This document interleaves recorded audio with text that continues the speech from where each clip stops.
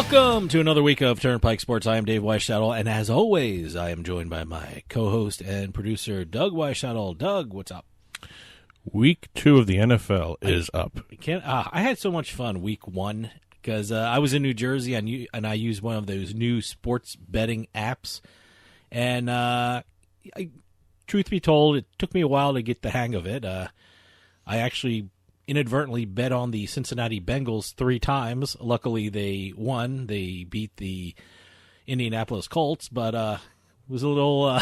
So technically, I was wondering, how do I erase these bets? You're 3-0 on Cincinnati bets. Yeah, hey, good. Look at it that way. Thank you, Cincinnati. So, it took me a while to get the hang of it, but when I did get the hang of it, I actually won some money. I won about $20. So that's not bad. And I didn't bet crazy. I bet small amounts, thank God, because I didn't know how to actually do it the first time. So now I got the hang of it, and I think I'm looking for an even more profitable weekend this week 2 of NFL. And there were a lot of good games last week, a lot of bad ones too.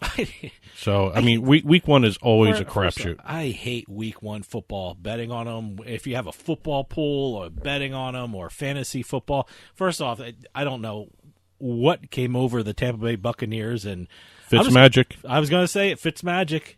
Boy, he is. And then watch next week. He's going to suck. No, he's going to suck after he gets another big contract. Yeah, take it from a Jet fan. I saw it happen. It happened in Buffalo too. Is he playing for a contract? Because he's got a 1-year contract. Yeah, well, I guess he is playing for a contract. Keep him on a 1-year contract. Let me tell you something. If he does well for this 4-game stretch where Jameis Winston's suspended, you may end up having a quarterback controversy in Tampa Bay, which is crazy. I never would have thought you would have had one of those things. But And how about the Jets? Wow, what a spanking they put on the Detroit Lions. Let me tell you, in Detroit, it was interesting to watch both Monday night games because both of them started off as good games. The first half of both were good, and then just the Rams and the Jets just seemed to take over.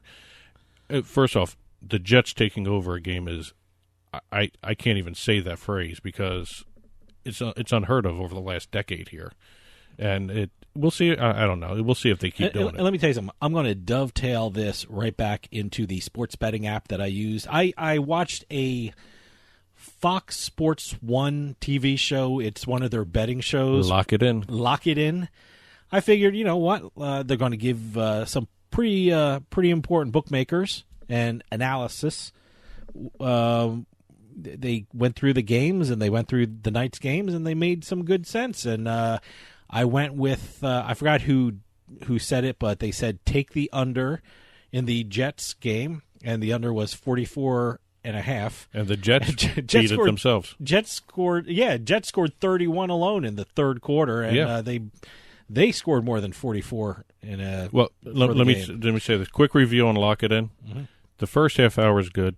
I don't know about that second half hour. Well, the second one was everyone was saying, "Oh my God, you have to take the Raiders over the Rams. They're going to win outright."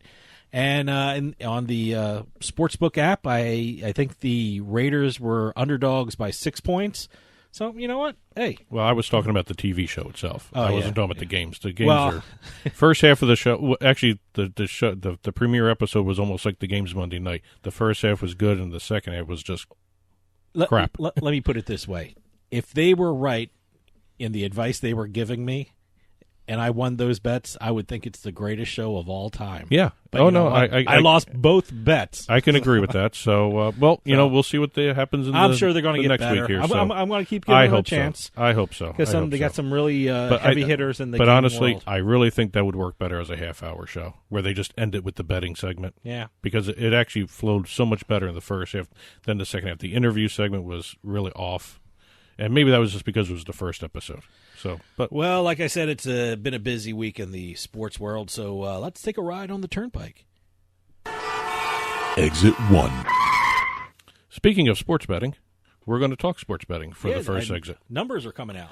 Numbers came out in New Jersey. $95 million in total wagers. Wagers were placed in New Jersey this past revenue segment. In August? In August. Yeah. And the hold for the racetracks and casinos was $9.2 million.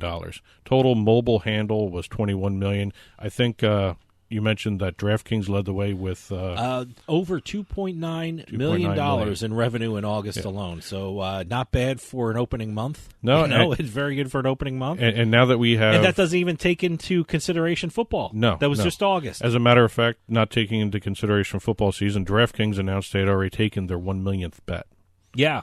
So that's an incredible number to see there. But we have now 5 states. Did they give that guy an award or something? I don't know. They probably gave him a little prize. They were giving. I saw that on social media, and I wondered if they gave him something. The one thing I noticed they were doing, they were at certain milestone bets, they were giving people prizes and stuff like that. Cool. So I'm assuming they gave him a prize too at some point with everything that was going on.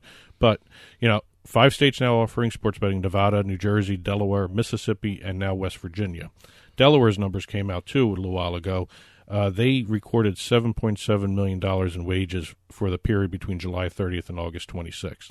Now, overall, since they've launched back in June, Delaware Park has brought in 2/3 of the money of all sports betting in the state. Wow. So $16.3 million handle at Delaware Park alone, $1.5 million in revenue. Well, in Delaware, you got Delaware Park, and Harrington Raceway, and Dover Downs. Where were we at? Dover Downs. We went to Dover Downs. NASCAR, yeah. Yes. No, they have a big NASCAR thing at Dover Downs. I wonder how the NASCAR handle is. Betting wise, I don't know. You would think people would want to place a bet and then go out and watch the game or watch the race. But it's interesting with Delaware Park, and I don't know mileage about this, but they're advertising themselves as the closest sports book in Philadelphia. And I'm wondering, is that right? I don't know. Boy, I always thought Atlantic City was pretty close to Philadelphia. It only takes about 45 minutes to get to Atlantic City from Philly. And no, they're saying they're the closest sports book. Well, their commercial says they're the closest sports book. It could also be it's a straight run. I mean, you don't have to go down, catacorner-wise. It goes straight down almost. So I don't know. Maybe mileage-wise they're right. I don't know. Who knows? Could be anything. But I got to test this out. It's interesting. But you also mentioned you played on the FanDuel app, FanDuel Sportsbook app. Yeah, FanDuel. Yeah. Now we have 7 active New Jersey sports betting apps. Yeah. DraftKings Sportsbook, FanDuel Sportsbook, Play Sugar House, Play MGM, William Hill, and just this past week, both Caesars and 888 Sport launched. 888 Sport is the 888 Casino, 888 Poker. That's a huge brand. It's a huge brand overseas, huge brand over here for poker and the casino stuff. And they just launched the New Jersey Sportsbook online, which is via Caesars. Caesars has the license for it. So I can't attest to the other mobile apps, but I really liked FanDuel. It was, once I kind of got the hang of it, that was only the first 10 minutes when I made that mistake. It wasn't really a mistake because I won. But no, it has all the prop bets. It has in-game betting. I'm trying to figure out, FanDuel's really great. I mean, I think I put money in, and they matched my money, so the deposit match. The deposit match. I don't know how different the other apps would be. I mean, it seems that they're all you can bet on the same things on all of them. Certain apps have different money lines. Certain apps have different in-game betting things, prop bets, all that stuff. They're all going to have little different things. I know Play Sugar House had something like a $250 bonus match or something like that. I think FanDuel went up to $200. Or was it 100? Or no, they were only 100. They were only 100. But they did increase their halftime insurance from 50 to 100. I didn't take the halftime insurance. I don't know what to do with the halftime insurance. First off, I don't bet that big that I need halftime insurance.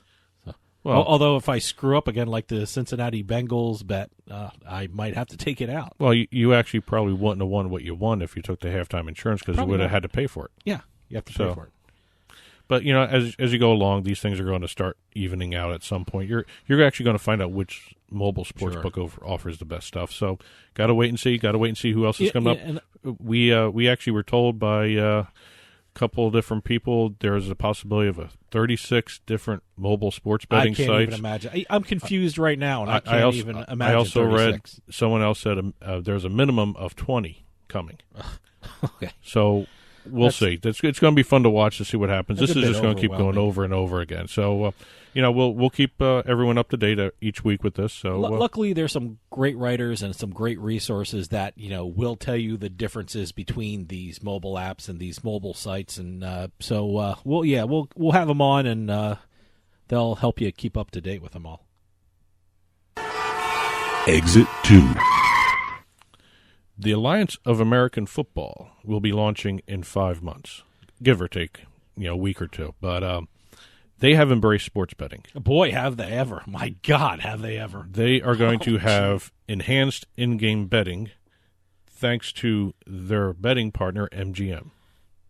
Now, what this means is they've created a gambling product that not only are you going to be able to watch the games on one screen, you're actually going to be able to bet on them on the same screen as you're watching them. I read a little bit about this. This is wild stuff, man. This is incredible stuff, what they're doing.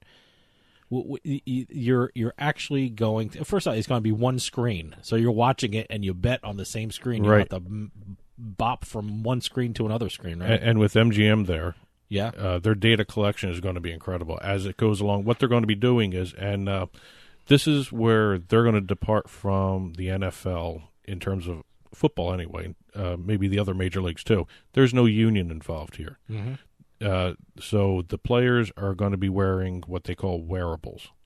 It's technology that measures speed, rates of, angles, all that stuff. So basically they're going to have these chips in them or Yeah. on them or They're something going to be low jacked, low jacked, if you want to call it that. But All right, good. so what they're going to be doing is MGM is going to be collecting this data, the speed of a football throw, the player speed on the field. And not only are you going to be able to bet on the game, the score, the normal stuff, who's going to score the first touchdown, the normal prop bets, you're going to be able to bet on the velocity of a football pass, how fast a player ran, that sort of stuff. There's going to be a lot of different second-generation stats generated by here, and I really think this is an incredible idea for this league because they've already said they're going to have set contracts for all their players. This is how they're going to pay players even more because they've already said that there's going to be a possibility of a player being paid more than another player depending on the number of the prop bets that are taken on them. See, this is amazing. This is one of those things where while playing the game, the players are going to be almost trying to sell themselves. I mean, boy, if that's not impetus to get a touchdown on every play, it's like, or drag a person for another 10 yards, that'll be amazing. One of the other things they announced was the players are going to get more money depending on their jersey sales, all that other stuff. If they're outselling somebody else in jerseys, they're going to get a bonus. Wow. So there's a lot of built-in things here, and it's actually really an incredible idea by Ebersol and everybody there. I think it's great, but this could spiral out of control pretty quickly. I mean, this could turn into the World Wrestling Federation, with these, these guys are going to be doing these, promos for themselves, or they're going to be do crazy stuff in interviews, and this. Let them do it. I mean, it can't be any worse than what the XFL did. Yeah. And well, hopefully they're more XFL successful than the XFL. Well, we'll see what happens with the XFL in 2020, but this is going to launch in about 5 months. So 5 months. This is going to be a spring football league, right? And MGM signed the deal to be the exclusive in-game betting provider for 3 years. So wait, let me. Does that mean if you mentioned that they're going to be on one screen, so it's going to be an app or an online thing, right? You actually may have. Will you have to join MGM to see that? Or I don't know how they're going to do it. Okay, they haven't announced how that's going to happen, but I would assume that the TV screen, if you have a smart TV, it's going to be there. Wow, that'd be great. So that may be the key. Hey, have they given any names to the teams, or have they given any locations to the teams? They just have 8 teams right now and a TV contract. Let me tell you something. With this betting stuff, it's going to be one in Vegas. There's going to be one in New Jersey. There's going to be one in Mississippi, West Virginia, any place that has a casino where you can place a bet. I bet you there's going to be a team there. Anywhere there's sports betting, yeah. If they're smart. Well, we'll see. Exit 3. Staying with the idea of digital media. I know in-game sports betting is not digital media, but I had to have a segue somehow with this. So, the Arizona Cardinals. Now, they're not always the best team on the field, but they may be the best one in the NFL with digital media. They were one of the first teams to hire their own digital beat writer a couple of years back. And last year they had that Amazon Prime series, All or Nothing, a season with the Arizona Cardinals. I got to tell you, a lot of teams are doing this now. So Arizona was the first to do this? Arizona was the first to do it. Because I see a lot of, I have that Roku thing. And they have, the Jets page where you click it on and they have interviews. This is where it's going to be different. This new series they just created. Okay. Called Cover 2. Cover 2. Now, it's every Monday, Wednesday, and Friday throughout the season. Actually, they say throughout the year, even the off season. Okay. On Twitter, YouTube Live, and also the Cardinals' own website. All right. They're going to have a show which is the news of the day about the team from a quote-unquote insider's perspective. And what they mean by that, they took their 2 radio guys that were doing the broadcast from the flagship radio station, KMVP, and they put them in as embedded reporters in the team. So every Monday, Wednesday, and Friday, they're going to have a live show detailing what's going on with the team. They're going to have fan reaction, interaction, all that stuff. It's going to be an interesting way to learn about the inner workings of a football team, I think, even better than Hard Knocks. So let me, YouTube Live, azcardinals.com, and Twitter, I'm assuming this is free for people to watch? It's going to be free. Which is great. I think that's great because you'll bring more fans to the table, I think. Like I said, I think this might be a more insider view than Hard Knocks ever could be. Because this is going to be 3 days a week live. It's not going to be taped and edited and put together like what Hard Knocks does. It should be really good. So we'll see. And the 2 guys they hired are very familiar with the team. They were the veteran radio guys for years on doing the Arizona Cardinals broadcast. So, you know what I like about this? This is going to prompt other teams to do the same thing. I'm not a fan of the Arizona Cardinals, but hopefully my team will see how this works and see if it's successful and, do it themselves because, I'm very interested in my team. I wonder how something like this would affect Hard Knocks in the future. I don't know. Every team starts doing this, there's no reason for Hard Knocks. Yeah, that's true. So, Hard Knocks was pretty, Hard Knocks cut down to four 1-hour things. That's shorter than usual, right? I kind of remember it longer. The one I remember, because it was the Jets, it was 8 episodes. 8 episodes. Now it's down to 4. Yeah. Okay. And also they had trouble getting a team. Really? Yeah. Okay. The last 2 years they've had trouble. Last year was Houston Texans. I don't think anybody watched it. And this year was the Cleveland Browns. I think a lot of people watched it just to see what the hell the Browns were doing. Yeah. So. Plus, it helped someone got indicted about insider trading on the team, so I guess they couldn't have planned that, but it really worked out well for HBO, I guess. I guess saying it was a stroke of good fortune is really kind of a creepy thing to say, but for ratings-wise, probably it helped up a lot. Exit 4. Last but not least, Basketball Hall of Famer Steve Nash just unveiled a brand new app for basketball players. And he did this at the new iPhone launch event not too long ago, a couple days ago, as a matter of fact. It's called the Home Court app. And the only reason I brought this up, just very quickly, it's a very unique app. It's going to be able to automatically recognize not only the basketball court and the hoop, but it can track a person's shots. So it's basically a training app for basketball players. It detects makes, misses, and attempts while recording the stats. Do you have to put those in yourself? I guess it really can't. You use the phone's camera. Oh, wow. Okay, I didn't know that. Yep. That's pretty cool. I mean, that's pretty impressive. You set the camera up, and it films the player taking the shots, and it actually records, analyzes. It's it analyzes things like the leg angle, the release angle of the ball, the release time, the speed, and the height where you release the ball in your shot. Wow. And it's a little training app to try and make anyone a better basketball player. Boy, I guess so. Boy, that's way too much information for man. But am I hearing every day there's news about new Apple iPhones or stuff like that and new apps? There's always a new Apple iPhone. It's ridiculous. You ever go to the mall and walk by that Apple store? It's always packed. It's always packed. The one thing, they keep releasing them, and every time they release a new one, it's almost like they release it too quickly because they got to do a patch later on. And I don't understand why they just don't wait a little bit between them. But I know everyone's freaked out about iPhones. I wonder if they do that on purpose, so you have to go to the iPhone store. Yeah, probably. But I just wanted to throw that in. It's a unique app on the market. If you have an iPhone and you're a basketball player, the Home Court app might be something you want to get. All right, to contact us, you can call or text Turnpike Sports at 609-512-6510. That's 609-512-6510. Facebook or Twitter, you can find us at Turnpike Sports. email us at info@turnpikesportsradio.com. Don't forget to order your International Bikini Team calendar. That's info@internationalbikini-team.org. And you can also check out the show on iHeartMedia, iTunes, Stitcher, and YouTube. And coming up, we got our Pro Pick segment. And then following that, you've got a great interview. I got a great interview from Eric Raskin. He's from usbets.com, and he's co-host of one of the new podcasts, Gamble On. We're going to talk about sports betting in New Jersey. West Virginia is doing amazing things. We're going to get into that. Mississippi is really ramping up the sports betting. I think they have about 20 sports books now, and we're going to get 20 casinos, and all of them have sports books. Unbelievable. Well, we're going to talk to Eric Raskin all about all of that, so we get the lowdown on what's going on in the sports betting world. Stick around. We'll be right back with more Turnpike Sports.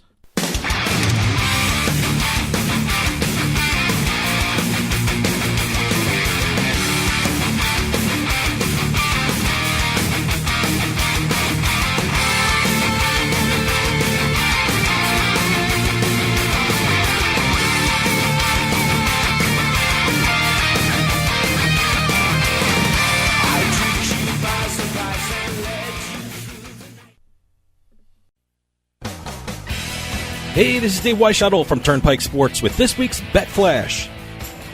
More sports betting apps have gone live in New Jersey. Caesars launched their sports betting app on Thursday, September 6th, and 888 went live on Monday, September 10th. These two apps mark the 6th and 7th sports betting platforms that have gone live in the Garden State. They join DraftKings Sportsbook, PlayMGM, Sugar House Sportsbook, FanDuel Sportsbook, and William Hill in the New Jersey market. New Jersey's Division of Gaming Enforcement released the August numbers for the sportsbooks in the Garden State. According to the figures, over $95 million in wagers were placed at the sportsbooks in Jersey. When it comes to online and mobile sports betting, the DraftKings Sportsbook led the field with an August revenue of over $2.9 million. And finally, it looks like the new alliance of American football is really going to embrace the sports betting lifestyle. According to league officials, wearables will be placed on the players, allowing spectators to bet on the speed of the game, speed of the football, and other in-game betting features. Also, the league plans to pay players extra if more prop bets are placed on them. From the seaside to the desert, from the betting lines to the sites online, Turnpike Sports has got you covered. And be sure to follow us on Twitter at Turnpike Sports. Do you wake up with a sore neck or a bad back? Or maybe you just had an awful night's sleep? Must be the bed, right? Well, maybe it's not your bed. Maybe it's your pillow. That's why I use MyPillow. I sleep great at night and wake up pain-free. And now there's a great deal being offered by the folks at MyPillow. Go to MyPillow.com, click on the Radio 4-Pack Special tab, and use promo code CARDS or call 1-800-319-7913 to take advantage of this 4-pack special. You'll get 50% off 2 MyPillow Premium Pillows and 2 Go Anywhere pillows when you check out with our promo code CARDS. You've heard the commercials about the 60-day money-back guarantee, 10-year warranty, and its patented interlocking fill. But really, get MyPillow because you deserve a restful, deep, comfortable, and healing sleep. That's the Radio 4-Pack Special at MyPillow.com or call 800-319-7913 and use promo code CARDS. Better sleep starts with MyPillow.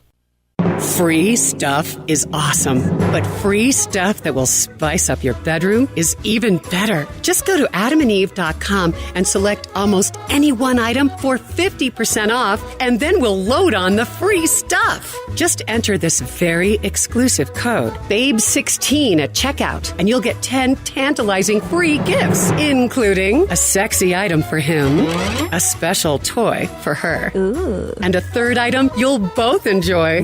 And for your viewing pleasure, 6 free spicy movies on DVD. Plus, free shipping! Always sent in discreet packaging. So go to adamandeve.com now. Get 50% off plus 10 free gifts when you enter the exclusive offer code BABE16. Again, that's BABE16. Because without it, no free stuff. That's BABE16 at adamandeve.com. I'll bet you $20 I can get you gambling before the end of the day. No way. I'll give you 3-1 odds. No. 5-1. No. 10-1. You're on.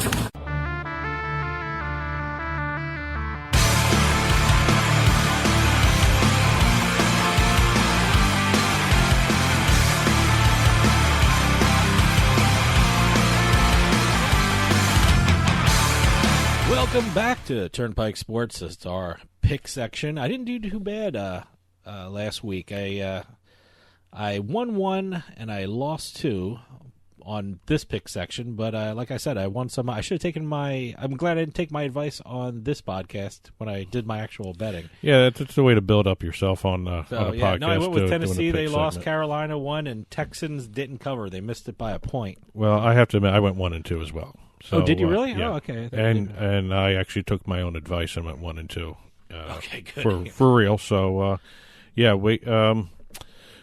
hopefully this week we rebound a little bit and see what happens. Yeah, I just want to tell you this week's Pro Pick segment is sponsored by TropicanaCasino.com. They have more than 200 games to enjoy, plus new and rewarding promotions every week.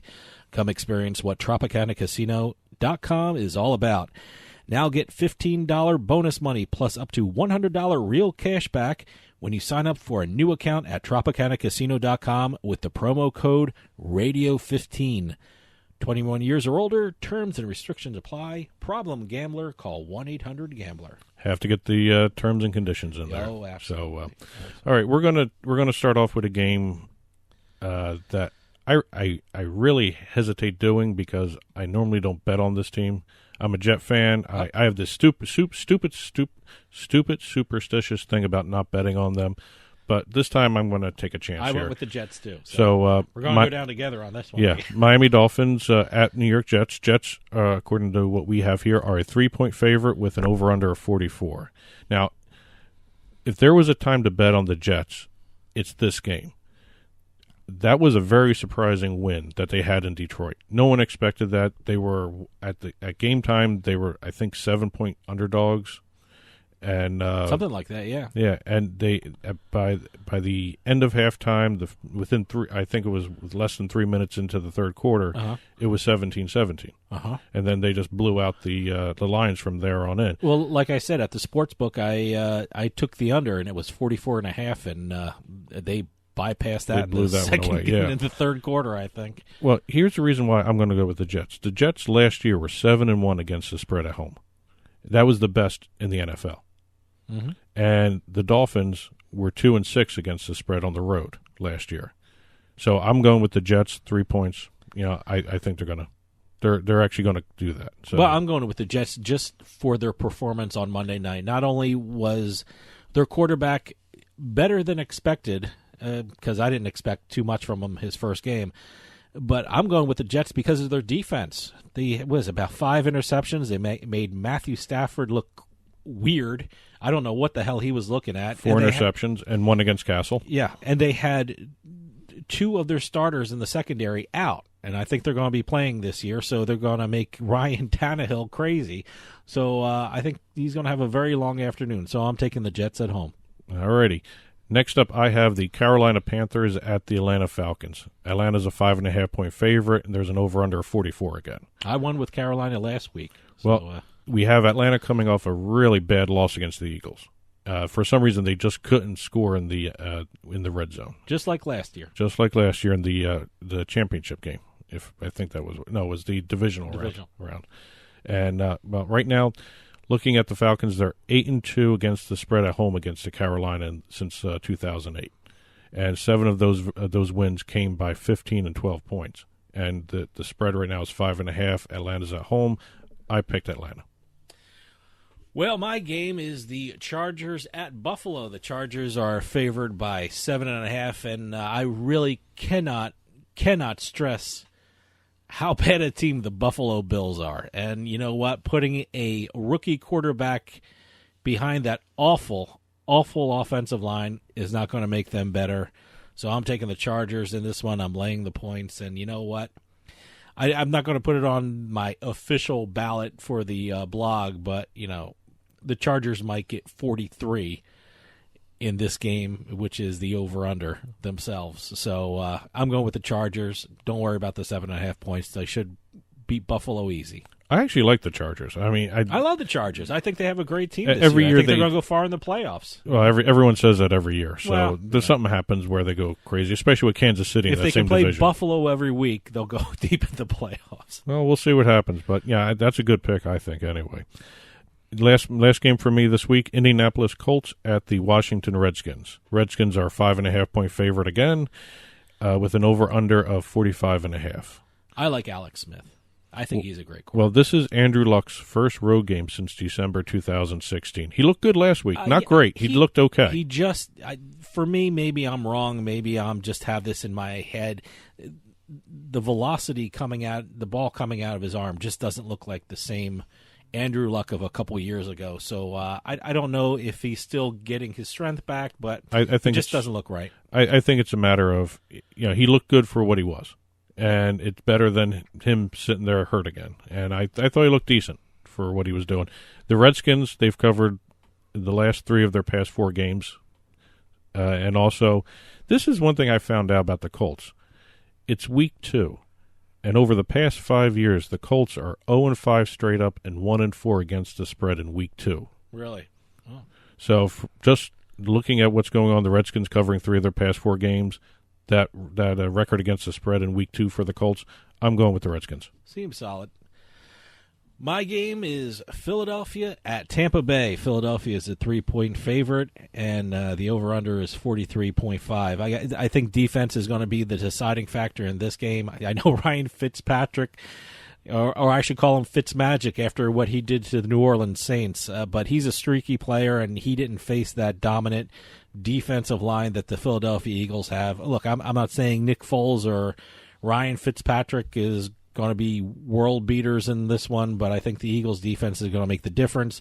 So I'm taking the Eagles. They're going to win this game, and I got to tell you, I'd even take the under in this game because I don't see this as a high-scoring game, regardless of what Tampa Bay did last week. So Philadelphia. Well, the one thing I would say about this game, it's a way to take a look at how Nick Foles is doing, because if I remember correctly, last year when he took over, his first game was kind of shaky when he took over for Carson Wentz, and then he started getting better and better and better. It's a rhythm. I think the coach came out this week, and you know what? You got to get him into a rhythm. You got to get those quick passes so he gets into the game, gets into the rhythm of the game. But like I said, both him and Fitzpatrick are streaky players, and I think the defense is going to be the story in this game. And the one thing you got to hope for is Foles doing well for a while, so Carson Wentz comes back 100% whenever he comes back. I mean, I heard reports week 10 now. Wow, I doubt that. ESPN is saying week 3. I know the local Philadelphia media is hoping for week 3. That might be a little early, but who knows? Maybe. Well, the better he does, the better chance he has to heal up proper. Yep. So that's it for this week's segment on the picks. They're all going to be up on the blog, the Turnpike Sports blog. Go to turnpikesportsradio.com, click on the blog, and you'll see them posted for you to review and make fun of. So hopefully we do better this week than we did last week. Like I said, I went 1-2. Dave went 1-2. We'll keep a running track of this. Week 1 always sucks. Who would think the Jets would do what they did? Who would think the Tampa Bay Buccaneers would do what they did? I mean, you just don't know. What about Baltimore? Baltimore looked really good. I'm surprised. Very surprised. Baltimore kicked ass. I know. I'm very surprised. Someone said there might be a quarterback controversy going into this year, but I don't think so anymore. But no, I don't think so either. So, but that's it for the picks. And coming up, we have Dave's interview with Eric Raskin of US Bets. Great interview. Eric Raskin from usbets.com and one of the co-hosts of the podcast Gamble On. We're going to talk about sports betting in New Jersey, West Virginia, Mississippi, all around the country. So stick around. We'll be right back with more Turnpike Sports.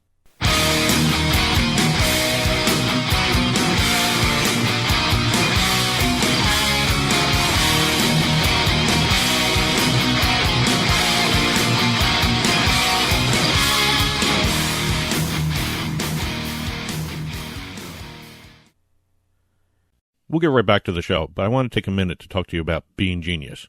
How would you like your coffee delivered right to your door every month, maybe 2 times a month? Well, now that can happen with Bean Genius. Bean Genius sells freshly roasted coffee from some of the best independent coffee roasters in the country at beangenius.com. And Bean Genius actually learns their customers' individual taste preferences, then suggests future coffee blends for them. Well, how do they do that? Well, this is the cool thing about Bean Genius. Over at beangenius.com, they use an algorithm which learns the coffee flavors you like and then pairs up what you like with the coffee that they have in stock. And it's all based upon you. Every time you order, the system learns. The system learns your preferences as you go along and order more and more coffee. And now, all our listeners at Turnpike Sports can get a special offer. You head on over to beangenius.com/subscription, and you'll be able to get 10% off your purchase when you use our promo code PIKE, P-I-K-E, at checkout. That's 10% off at beangenius.com/subscription with promo code PIKE, P-I-K-E. beangenius.com, the smart specialty coffee subscription service. Do you wake up with a sore neck or a bad back? Or maybe you just had an awful night's sleep? Must be the bed, right? Well, maybe it's not your bed. Maybe it's your pillow. That's why I use MyPillow. I sleep great at night and wake up pain-free. And now there's a great deal being offered by the folks at MyPillow. Go to MyPillow.com, click on the Radio 4-Pack Special tab, and use promo code CARDS or call 1-800-319-7913 to take advantage of this 4-pack special. You'll get 50% off 2 MyPillow Premium Pillows and 2 Go Anywhere Pillows when you check out with our promo code CARDS. You've heard the commercials about the 60-day money-back guarantee, 10-year warranty, and its patented interlocking fill. But really, get MyPillow because you deserve a restful, deep, comfortable, and healing sleep. That's the Radio 4-Pack Special at MyPillow.com or call 800-319-7913 and use promo code CARDS. Better sleep starts with MyPillow.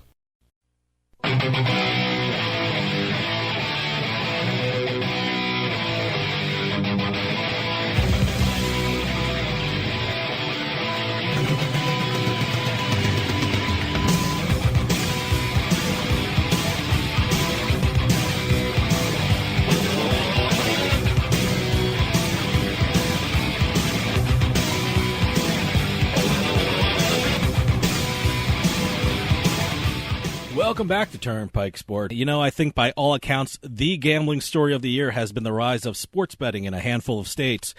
And with the start of the NFL season, the sports books have really been ramping up. And to help us get a lay of the land in the sports betting world, we have from usbets.com and one of the co-hosts of the podcast, Gamble On, Eric Raskin. Eric, thanks for coming on. Thanks for having me, Dave.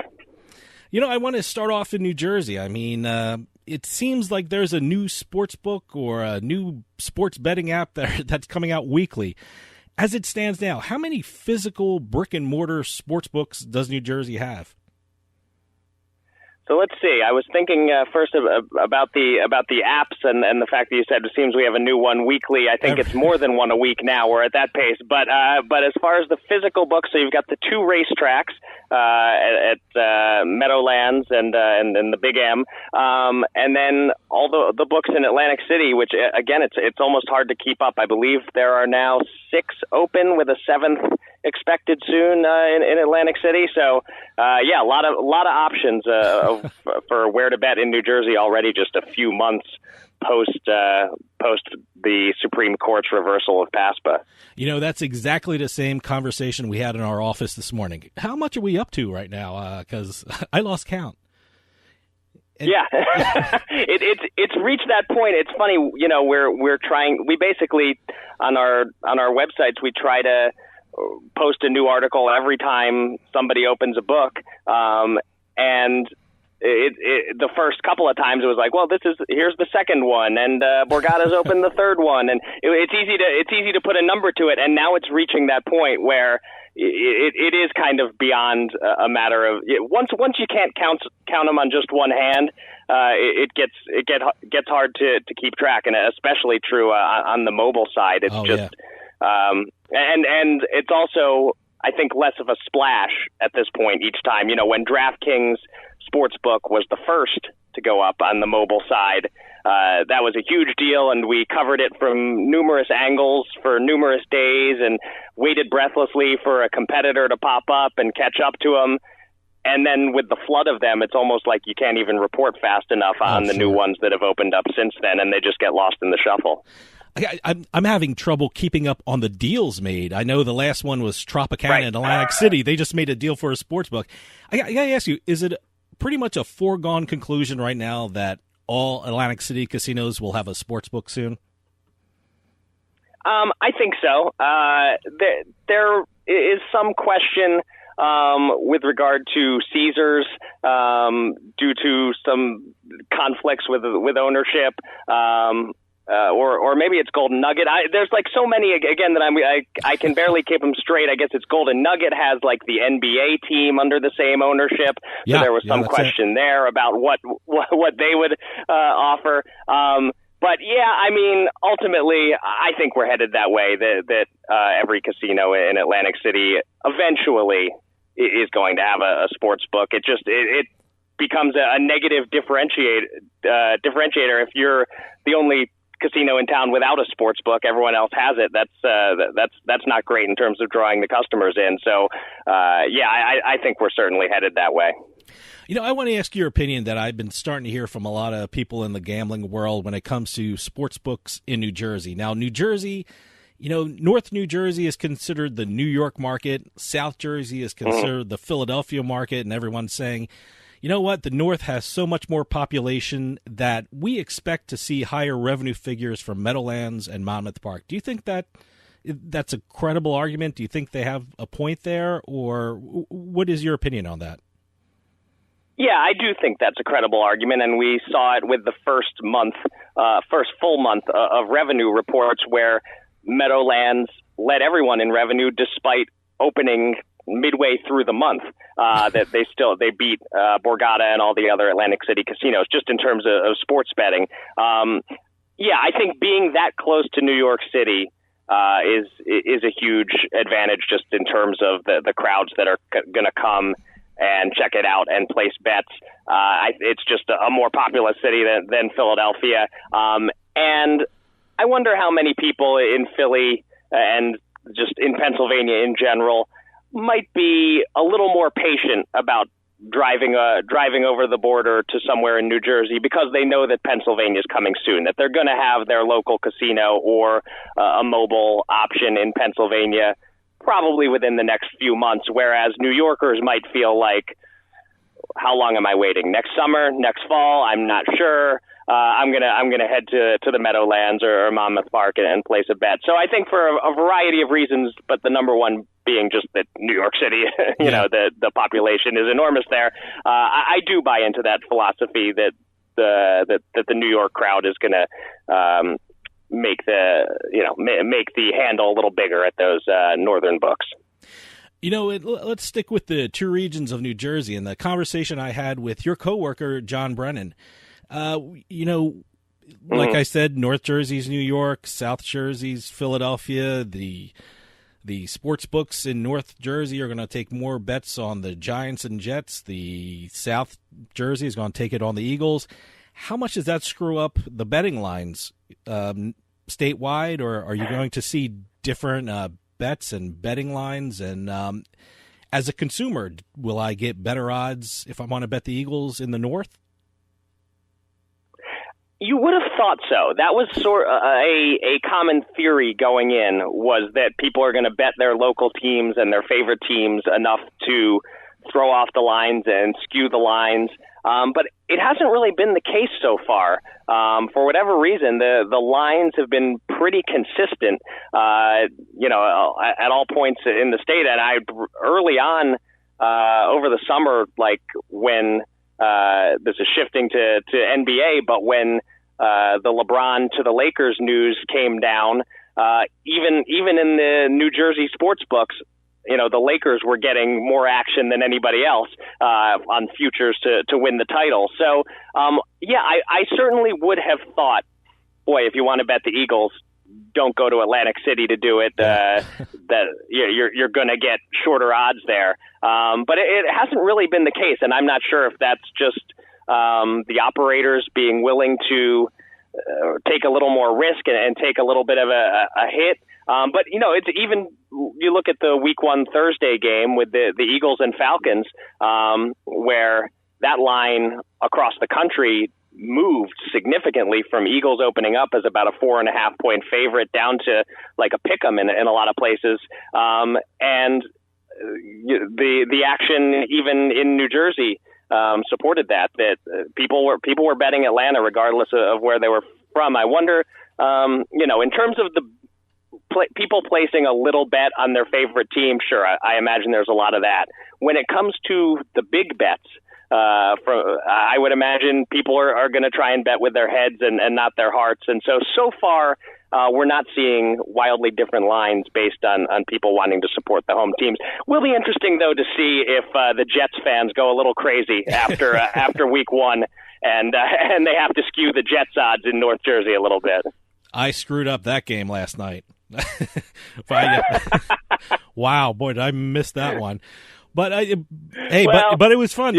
I had fun with the opening weekend because of my sports betting app. I was sitting on my couch and lost money. But right now we have about 7 sports betting apps, and is there more to come? Wow, there's one that is. As we are chatting on Tuesday, we're being told that there's another one that's going to drop any second now. So that'll bring us up to 8 when that comes true. And I think that they're going to continue to be more. There's the opportunity. I don't have the number in front of me at the moment, but there's an opportunity, I believe, for 36 potentially total, based on the number of land-based venues and the number of sports betting skins each is allowed to have. I don't think we're going to get all the way up to that, but just the way that it's exploding with 2 or 3 new mobile sports books a week the last couple of weeks, we're not done at 8. I feel confident in saying that. I wouldn't be shocked if by the end of football season we're close to double that, maybe somewhere in the 15 range, which certainly gives bettors an ample opportunity to do some line shopping. Well, let me ask you something. I'm a resident of New Jersey. I'm also a consumer of, what's going on in the state. I got to tell you, I'm a little overwhelmed and a little confused about which sports app to choose. I mean, US Bets has been great. You've done articles on what these sports apps offer, but is there one app that's head and shoulder above the others? Do they all basically offer the same thing to customers? Is the only difference, their introductory offers? Or what should I be looking for if I'm looking at a New Jersey sports app, because I just don't know what to look for? Right. One approach that you could take is if you have a game or a team that you really like, you can have 8 different apps downloaded on your phone and see just for that particular game. Like, for example, this is something I got wrong, but I kind of liked the Texans on the money line over the Patriots last week, and I was looking around and saw that you get plus 215 some places, plus 240 on DraftKings Sportsbook. Okay, that's where I'm going to place my bet. So you can always take that approach to it of, I know the bet I want to make, I'm going to look for where the best odds are if I want to make that bet. But yeah, otherwise it is largely about checking out what their introductory offers are, what the bonuses are when you sign up, whether you get like a big free bet to match your first bet, things like that. And then there's just functionality, user friendliness. People have been very pleased with the FanDuel Sportsbook, and I find that that is a really easy one to navigate. So when you talked about being kind of confused and overwhelmed, I had that same feeling the first time I went onto the DraftKings Sportsbook. It was just like, whoa, all this stuff coming at me, including live in-game betting, and I don't know what to do. The simpler, the better. I think those are the apps that are going to win out in the end, the ones that are easiest to navigate. But yeah, it is an overwhelming experience. And I should give a shout out to one of my coworkers, Robert Delafave, who has written a lot on our sister site, njonlinegambling.com, breaking down these specific sites and their introductory offers. And really, there's a lot of great material there in terms of guiding someone who wants to stick a toe in the water without feeling like the wave is going to knock them down. Rob's been very helpful with that. I read Rob all the time, and he gives a ton of information. And just so you know, I was on the FanDuel sports betting app this weekend, and I lost on the Texans too. So there's some similarities between that. And if I'm correct, if my memory serves, you probably on the money line only got them at like plus 235 instead of the plus 240 I got them at. Although when you lose, it doesn't matter what the number next to the plus is. Yeah. Now you're just rubbing it in. Okay. Well, I'm rubbing it in for both of us. We both lost on that one. Well, I had a question posed to me when someone saw I was doing the FanDuel Sports app, and a lot of people know that some of these apps have a brick-and-mortar counterpart. The FanDuel Sports app also there's a FanDuel Sportsbook in the Meadowlands. When I look at the FanDuel Sports app, am I looking at the big board in the Meadowlands, or do they exist on different worlds? Is there some coordination between the betting lines and the odds, or are the app is one thing and the sportsbook is another? Yeah, they are separate, and a lot of that I guess has to do with how granular you can go on an app. Like I've got the FanDuel Sportsbook open on my computer right now, which is a one advantage every sportsbook online has so far, with the exception of DraftKings. I live in Pennsylvania. I can't place any of these bets without driving across the border. But other than DraftKings, I can go on these other apps and at least see what all the lines are from out of state, which is really convenient. But, you look at these FanDuel Sportsbook lines right now, and like the money line on the Panthers against the Falcons is plus 194. When you're in the live casinos, they usually give you nice round numbers, as opposed to these, the minus 102s and things like that you'll find online that they can just put a finer point on it. So that's one difference. I mean, you're not going to find wild variations in the odds, but it's not all the same. It's not operating from the same central system. Have you heard of any of the numbers yet from the sports books and the apps about revenue or anything like that? The only way I'm seeing this, I saw my Twitter timeline, and certainly always follow John Brennan and some other people who are out in the different sports books, and it seems like it was very crowded and a lot of people were placing bets. Have you heard of any numbers coming out of the sports books or apps yet? So the land-based sports books, they had their numbers for the previous months for June and July. That's come out. But as we speak here on the 11th of September, it's tomorrow that the revenue report is supposed to drop regarding the month of August, and that was the first month that had the mobile sports books up and running. There weren't many. It was mostly just DraftKings, and I guess maybe a couple others snuck in under the wire before the end of August, if memory serves. But that'll be really interesting to see, and we're all waiting with bated breath to see what those first month numbers are like. But otherwise, no, nobody's been releasing revenue numbers. The one number that DraftKings has been touting is the number of bets they've taken. They crossed 1 million bets a few days ago, which, again, we don't know how many of those are, 50-cent bets and $1 bets versus big bets. So there's no clue what the revenue is like. And also we don't know how many are winning and cashing. But, we should have that information very soon. And then September, when the numbers come out for this month with NFL in action and with several mobile sports books competing, it's really going to give us a much clearer picture of how big this is already and how big it has the potential to get. I remember when New Jersey first had its online casinos and there were some issues with regard to geolocation and bank transfers. It seems like the online sports books went live with little or no problems, unless I haven't heard any of them.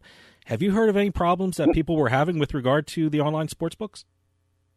Not with geolocation. Okay. That the fact that online casino and online poker was up and running in New Jersey 5 years ago, and they had a lot of time to work out the kinks between then and now.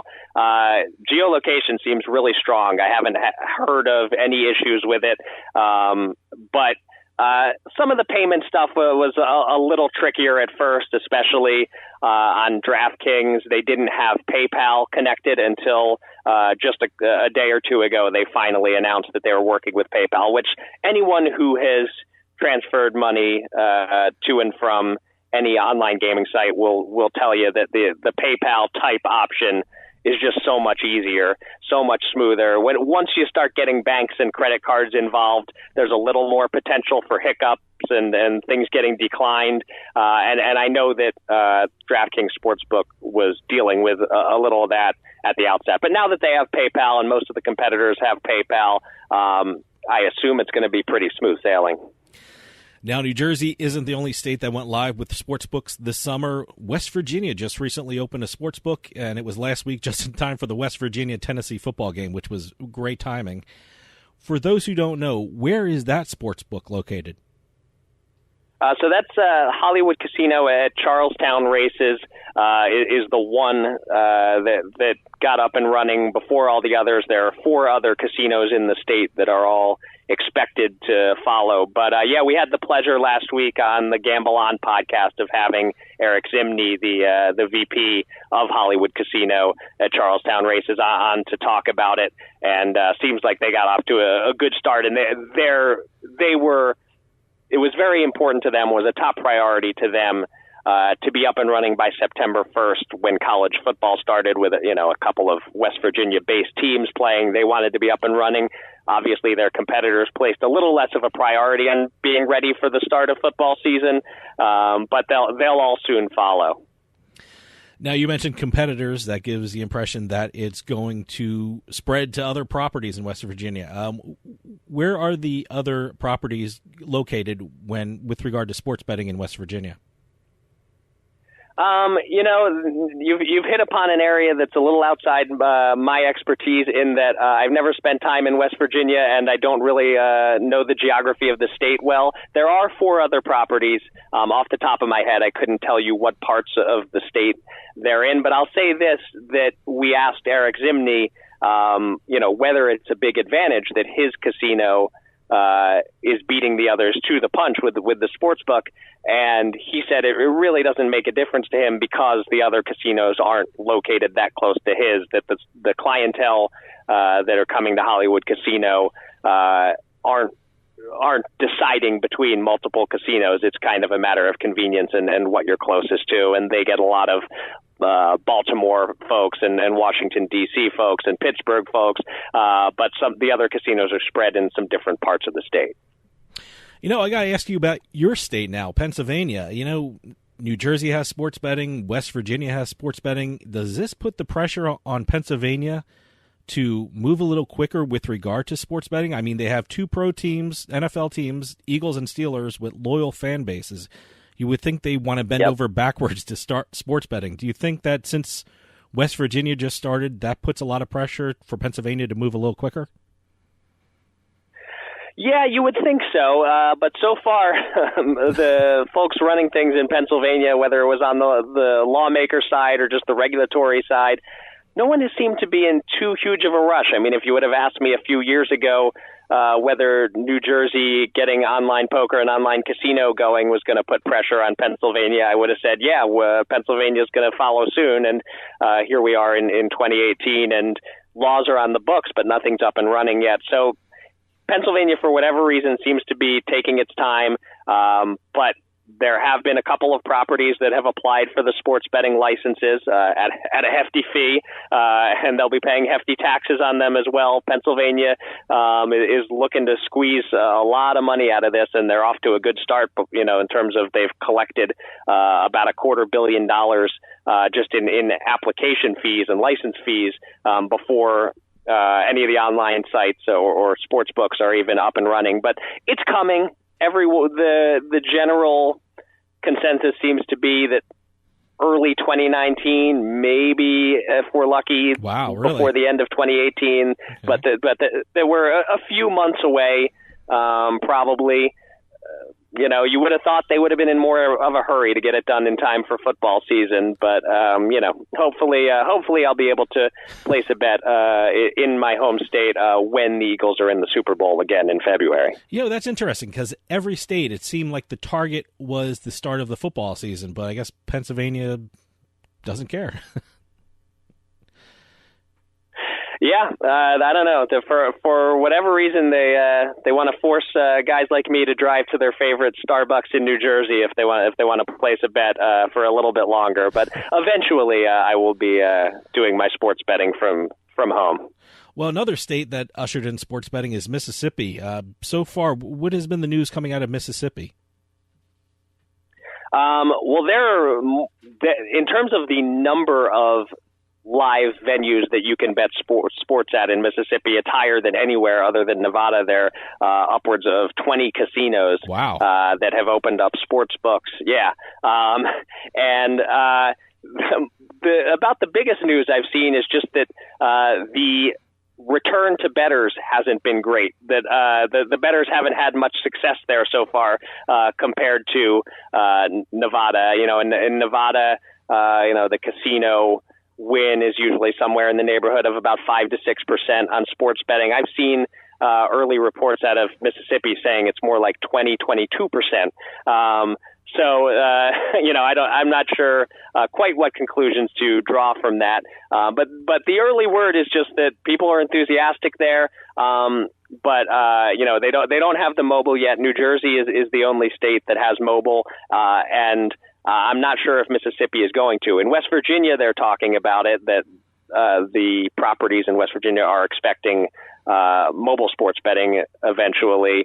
And of course, in New Jersey, it's growing out of control. But Mississippi, for now, it's just land-based, but there's plenty of it. What state do you think is the next to offer sports betting? I'm hearing Rhode Island.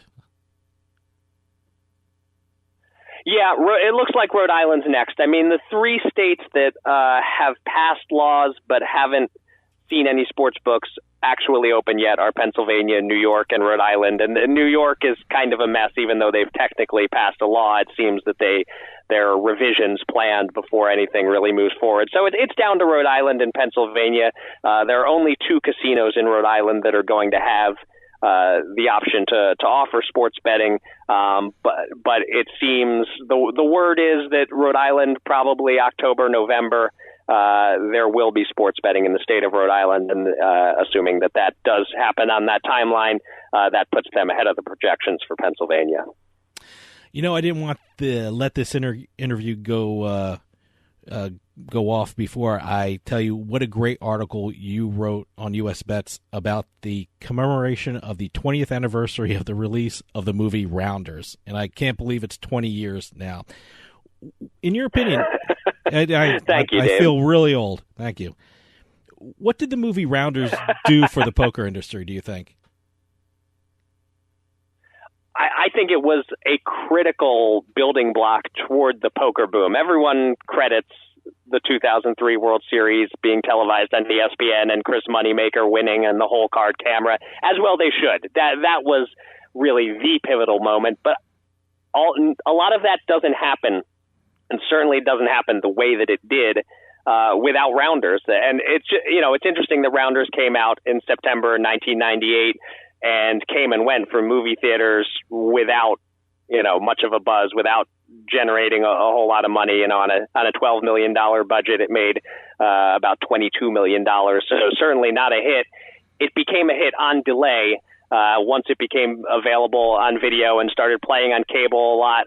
99, 2000, 2001, it became just completely ingrained in the culture, and it was the cultural entry point to poker for a lot of people who had never heard of No Limit Hold'em before, had never heard of the World Series of Poker before, saw Rounders, loved it, and started playing. And one of the people who fits that description pretty much is Chris Moneymaker. He was playing a little bit of poker, but he wasn't playing No Limit Hold'em. He didn't know what the World Series of Poker was. Rounders got him to start playing Hold'em. They introduced that in his home game, and then he started getting more into it. So very directly, you can say that the Moneymaker effect wouldn't have happened without Rounders. But just in general, it was sort of the soft launch, I guess you could say, of the poker boom before online poker started to pick up, and then Moneymaker won at the World Series and the World Poker Tour was on TV and so forth. That really led to the big boom. The Rounders was just a critical part of the build up to that. You know, we still use quotes of that movie and bumpers going in and out of commercials, so we love that movie here. But everyone in the poker media says, you know, that was the moment when the media realized that poker was a viable commodity and something worth following. Are their assumptions correct?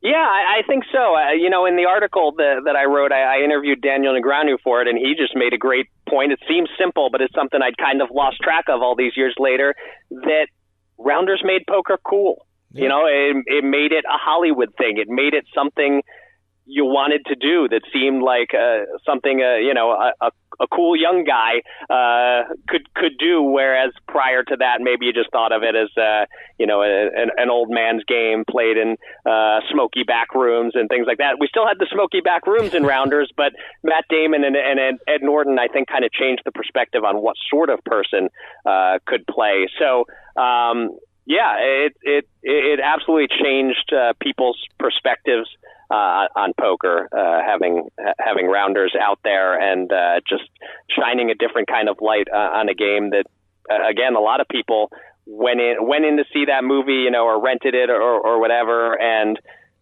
had never heard of Hold'em, didn't really know poker at all, watched that movie, and suddenly had that itch to play. Eric, we're running out of time, but I want to give you the chance to talk about your new podcast, Gamble On. What is the podcast about, and where can people listen to it? So, yeah, you can find us on soundcloud.com/gambleonpodcast. You can also find it in iTunes, the Apple Podcast Store, and subscribe so you don't miss an episode there. It's co-hosted by me and John Brennan, who you mentioned a couple of times here. He's my co-host, and it's every week, usually on Thursdays. This week it'll be up a little bit earlier due to some traveling that I'm doing, but usually we drop on Thursdays, and we go over some of the gambling news of the week. We do a trivia question of the week where listeners can win prizes if they answer the trivia question. We have an interview guest every week, and then we always finish up by placing some quote-unquote bets with our fictional sports betting bankroll. We started with $10,000.